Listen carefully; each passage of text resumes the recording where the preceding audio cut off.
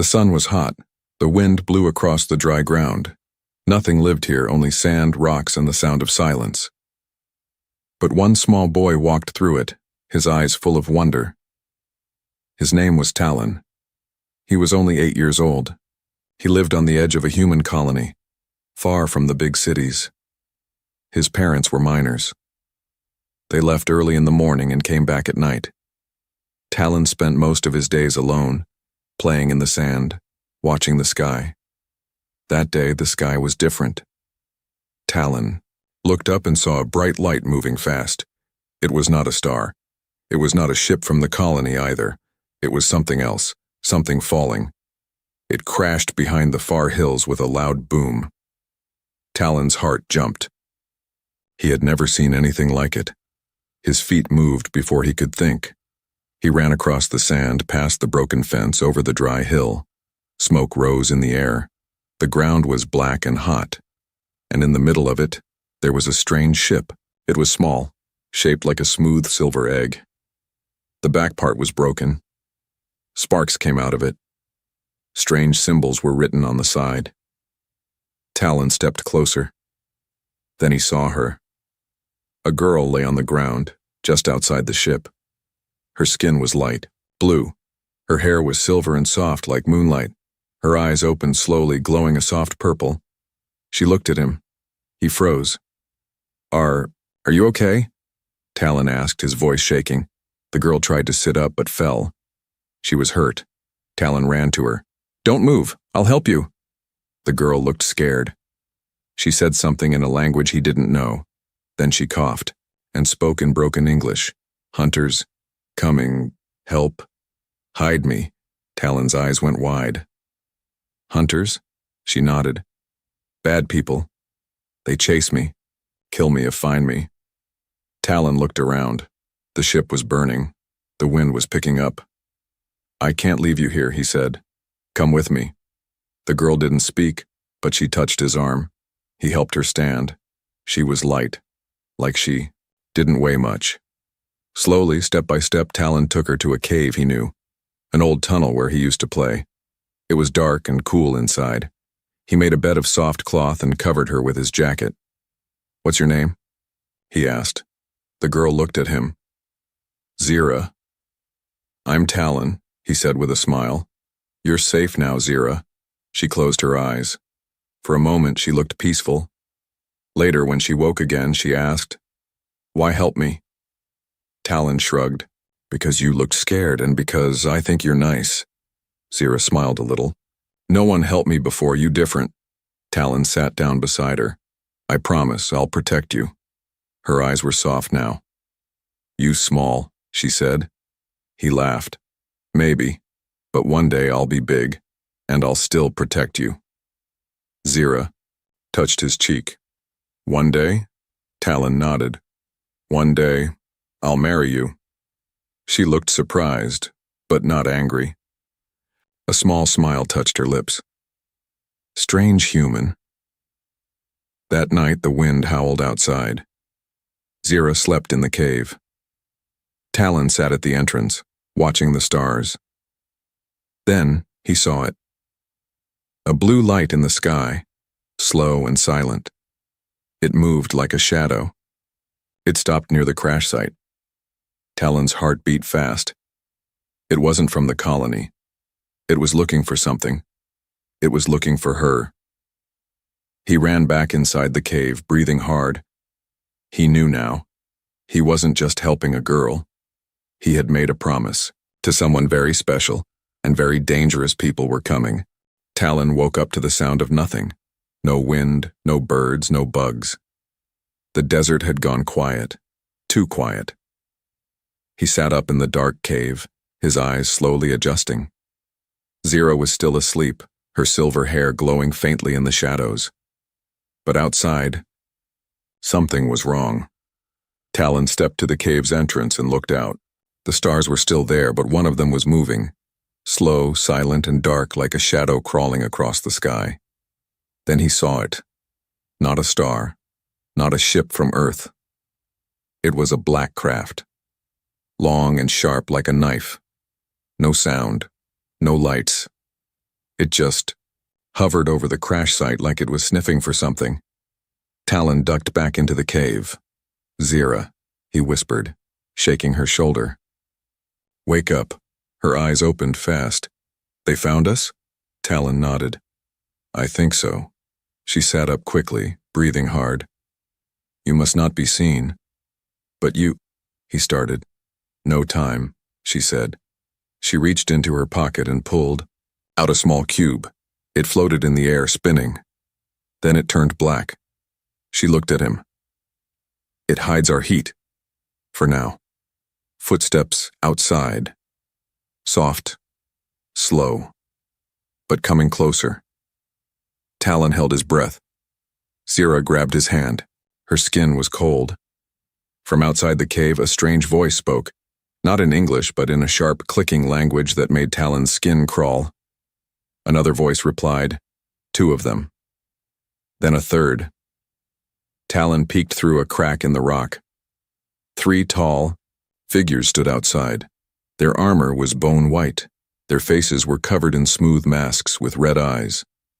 One of them held a scanning device. The screen blinked red, then green. The figure looked up, directly at the cave. Talon froze. Then, nothing. The red eyes turned away. The figures walked off slowly like wolves that had smelled something but weren't sure what it was. He exhaled. "They didn't come in," he whispered. Zira looked at the cube. "Only works for 1 night." Talon frowned. "What happens? Tomorrow?" Zira looked at him sadly. "We run." That night they couldn't sleep. Zira told him the truth. "I am not just any girl," she said. "My mother is queen on my planet. I ran away. I didn't want to be married to a monster." Talon blinked. "So? You're a princess?" Zira nodded. "The hunters were sent by my own people. They think I broke the law." "What law?" "I chose to be free." Talon didn't understand it all. But he knew one thing. They were after her because she said no, and that made him angry. "Then we'll keep running," he said. "I'll help you," she smiled. "You are very brave." "No," he said. "I'm just keeping my promise." But deep down, he knew something else. They wouldn't stop, and next time, they might not miss. As they packed to leave the cave, Talon notices something glowing on the floor, a small silver disc. He picks it up. It's warm. Zira gasps. "Drop it. It's a tracker." Outside, the sound of wings fills the air. The hunters are back, and this time they're flying. The wings were loud. Too loud. The sand shook. The rocks trembled. Something big was coming. Talon dropped the silver disc. It hissed and melted into the ground. Zira grabbed his hand. "Run!" They ran into the night, their feet kicking up dust. The desert was dark, but Zira's bracelet glowed faintly, showing the path. Behind them, red lights swept the land like angry eyes. One of the hunters let out a scream, high and sharp like metal breaking. Talon didn't look back. He remembered something. "The tunnel!" he shouted. "It's close." It was an old thing. A mining shaft his father once showed him. No one used it anymore. It led deep under the colony. People said it was cursed, but now it was their only hope. They reached a small hole in the ground. It looked like a crack between the rocks. Talon dropped to his knees and pushed the cover aside. Cold air rushed out. It smelled like rust and old machines. "In," he said. "Hurry." Zira slid in first. Talon followed. Just as he pulled the cover shut behind them, a hunter landed on the ground above. Heavy boots crunched the sand. They held their breath. 1 second, 2 seconds.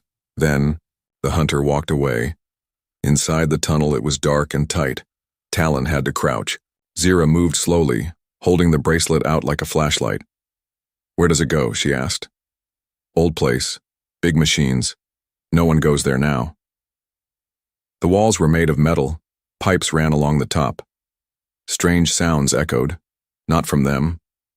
Something else was down there, too. Rats? No. Footsteps. Soft. Wet. Zira stopped. "Talon." He nodded. I hear it. Suddenly, a shape moved fast across the tunnel ahead. Talon froze. Then the lights flickered. A voice spoke, not from behind them, not from ahead, from inside the walls. ID not recognized. Presence unauthorized. State your purpose. Zira lifted her hand. I seek shelter. I hold the blood of the royal house. The lights turned red, then green. Verified. Welcome, Royal One. The wall opened, a hidden door, a secret room. Inside was something Talon had never seen before. A control room with alien symbols, glowing crystals, and a machine shaped like a throne. Zira stepped inside. She touched a panel. The machine hummed. This place is old, she said. Very old. Not human. What is it? An AI shelter, built by travelers. It scans minds, holds knowledge. Talon looked around in awe. Zira turned to him. We can rest here, but not for long. Why? She pointed at the screen. It showed a red dot. Then 2, then 5. All moving toward the tunnel. The hunters had found the entrance. Talon clenched his fists. What do we do? Zira walked to the throne. We fight, or we disappear. She touched the armrest. A metal box rose from the floor. Inside it was a strange alien weapon. It looked small, like a tube, but it glowed with power. Talon reached out. The weapon responded to him. Zira's eyes widened. Only a royal should be able to. The screen flashed. The hunters were here, and they were not alone. The wall behind them shook. Dust fell from the ceiling. The lights blinked. From the far end of the tunnel, a deep voice echoed, "Return the royal girl, or we burn your world." Talon looked at Zira. He didn't know how to fight, but he had made a promise, and he wasn't going to break it. Talon opened his eyes to silence. No lights, no sound, no Zira. He sat up fast. His heart beat like thunder in his chest. The room, the alien room, was empty now. The machine was cold. The crystals had gone dark. Only one thing was left, her bracelet. It lay where she had stood last. It blinked once, then stopped. Talon grabbed it, holding it tight in his fist. Zira. He searched every corner, called her name again and again. No answer. The tunnel was still. The door was closed. But someone had been there. They had taken her. Not by force. Without sound. Without fight. The bracelet lit up again. A message appeared in the air. You have one chance. Bring her home, or lose her forever. Talon's legs felt weak. He dropped to the floor. Why hadn't he stayed awake? Why didn't he protect her? But then he remembered her smile, her laugh, the way she had looked at him when he promised he would marry her. He stood up. He wasn't done. Not yet. Far away, in a cold alien hall lit with blue fire, Zira sat with her hands tied behind her back. Her silver hair had been cut. Her skin glowed less now. Her eyes looked forward, blank. She was awake, but her mind was foggy. A voice echoed around her. Your blood belongs to the crown. Your will is broken. You will marry as told. A tall figure stepped into the light. His face was hidden. Only his red eyes showed. Your human is weak, he won't come for you. Zira didn't answer. Her lips moved, but no sound came. The hunter turned away. She'll forget the boy soon. They always forget. But deep inside her, a small spark still burned. Back on Earth, Talon ran to the edge of the colony. The stars were out again, but they didn't look friendly tonight. He didn't go home. He went to Old Man Kellen's shack, a broken place filled with metal scraps, strange maps, and stories no one believed. Old Man Kellen opened the door with one eye squinting. You're the miner's kid, he said. I need your help, Talon said. She's been taken, and I need to follow. Follow who? Talon held out the bracelet. It lit up, showing a map of stars. Kellen's eyes widened. You found one of them, he whispered. An off-world royal. Talon nodded. She's my friend. The old man stared at the map. That portal ain't just a gate, it's a warpath, and once you cross it, you either come back a ghost, or you don't come back at all. I don't care, Talon said. I promised her. Kellen studied the boy. You're serious. Talon didn't blink. Help me. The old man sighed, then stepped aside. Inside, Talon saw what no one else in the colony knew, a working star jumper pod hidden under broken parts. Kellen wiped dust off a control panel. Your ship leaves at dawn. As Talon lies awake beside the old pod, the stars shift above. A strange shape watches him from the hills, something tall with glowing red eyes. It doesn't attack, it just turns, and walks back into the dark, leaving behind a message carved into the sand. Come alone. The stars hadn't changed, but Talon had. He stood in the middle of a silent battlefield, his armor scratched, his hands stained with dust and fire. Around him the ground was black with smoke. Broken alien machines sparked and groaned. But Talon didn't hear them. His eyes were on the sky.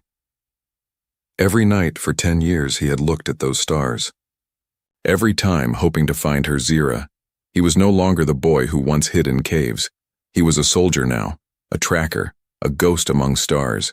He had followed whispers, crossed dead planets, fought beasts with no names, and still, he searched. He still wore her bracelet.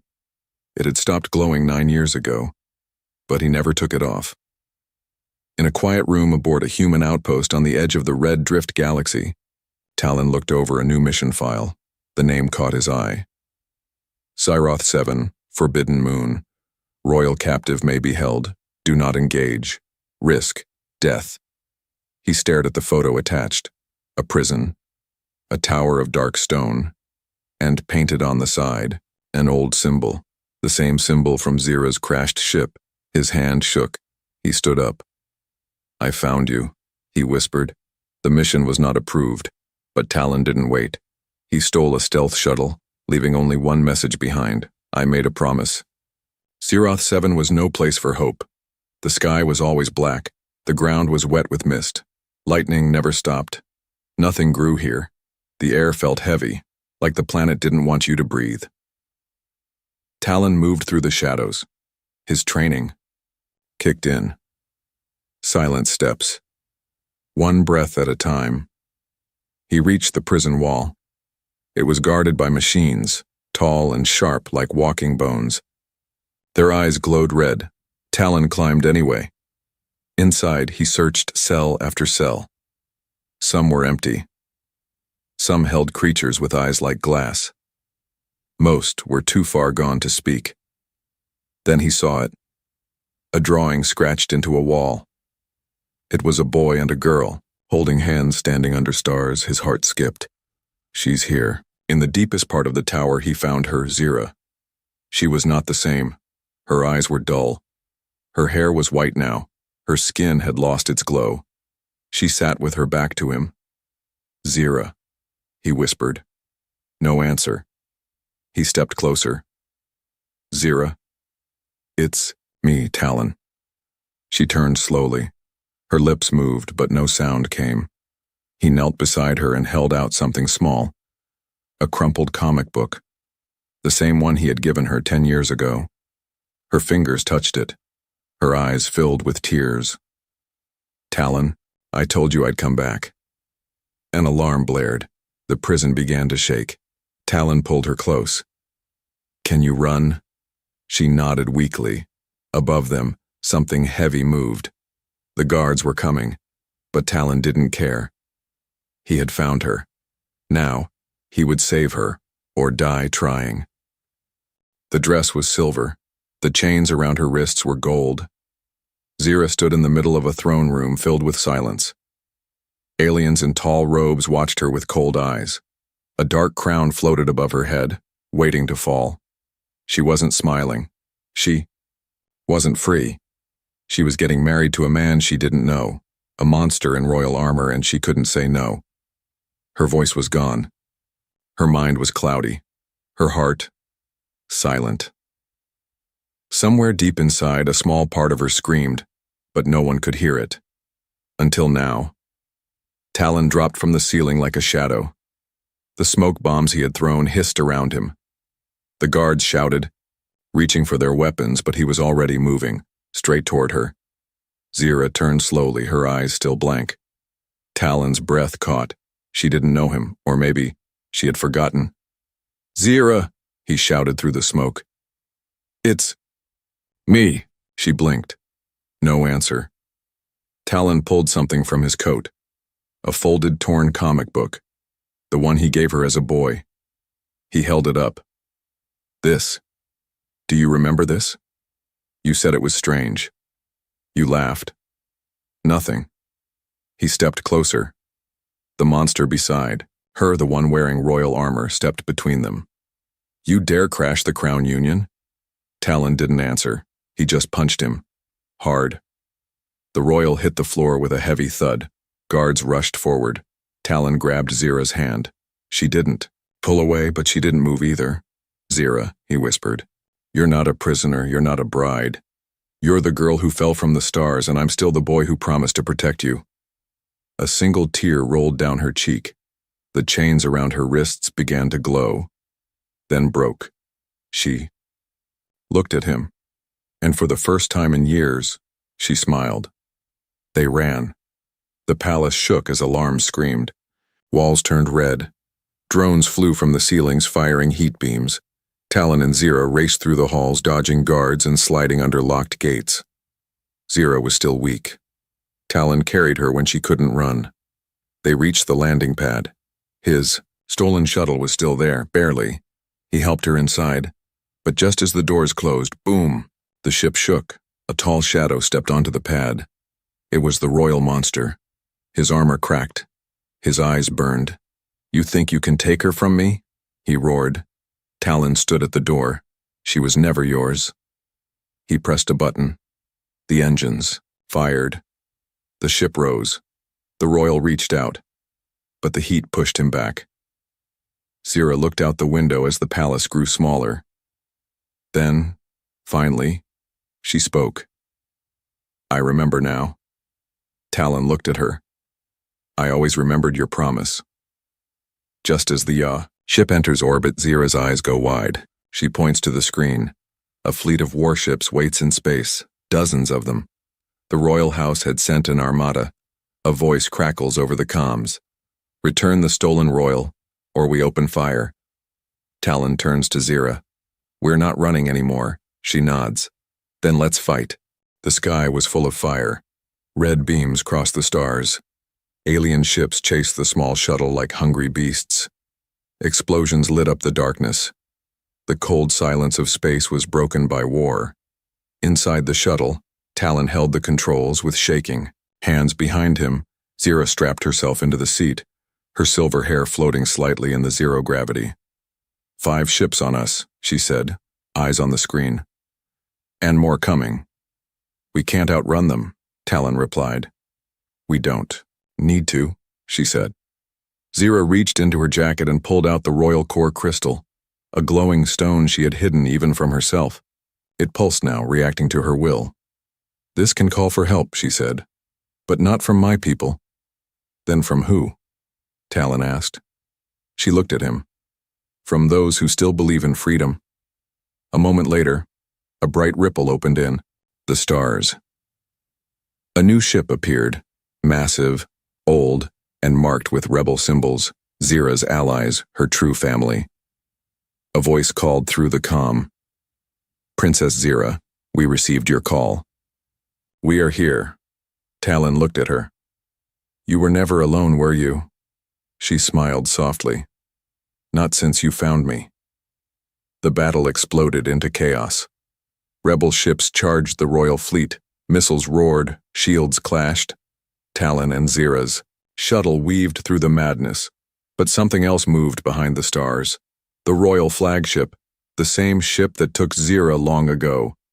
Now it returned to finish the story. Inside it stood the royal monster, the false groom, watching with hate in his eyes. "Bring them to me," he growled. On board the shuttle, Talon stood up and turned to Zira. I have to go to him. She stood too. We go together. No, he said. You've already suffered enough. Zira grabbed his hand. You think I crossed galaxies to hide behind you now? Talon stared into her glowing purple eyes, and he smiled. You've changed, he whispered. So did you, she said. They held hands and jumped. Using the rebel teleport core, Talon and Zira appeared on the royal flagship's lower deck. Guards charged. Zira raised her hand. Waves of energy pulsed out. The chains of control around their minds broke.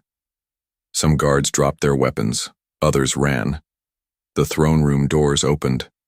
The royal monster waited. He looked at Zira. Still clinging to this weak human? Zira stepped forward. He is stronger than all of you. The royal lifted his weapon. So did Talon. They clashed. Talon fought with everything he had. No fancy moves, just fire, fists, and fury. The monster was bigger, stronger. But Talon had something else. A reason. Every strike he gave was for the promise he made, to protect her, to return for her, to never let her be alone again.